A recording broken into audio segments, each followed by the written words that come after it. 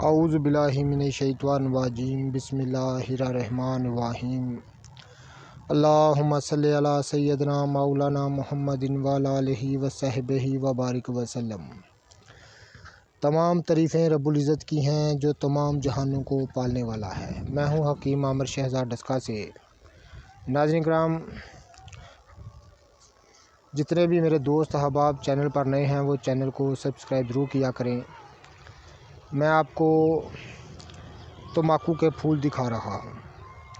ये इसको गुल तम्बाकू कहते हैं। नाज़रीन किराम, ये हर जगह से दस्तयाब हो जाते हैं।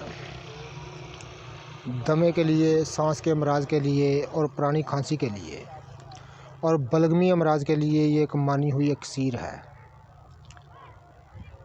नाज़रीन किराम, ये तम्बाकू के गुल फूल जो हैं साए में खुशक किए हुए शहद में मिला लें, यानी मजून सी तैयार कर लें। इनको साए में खुशक करके कोट पीस कर शहद में मिलाकर मजून तैयार कर लें। पुरानी खांसी और दमे का शर्तिया इलाज है। कोई चीज़ न कमी नहीं कुदरत के कारखाने में। जितने भी मेरे दोस्त अहबाब चैनल पर नए हैं वो चैनल को सब्सक्राइब ज़रूर किया करें। ये आप देख रहे हैं तम्बाकू का पौधा है। ये तम्बाकू के हम आपको फूल दिखा रहे हैं।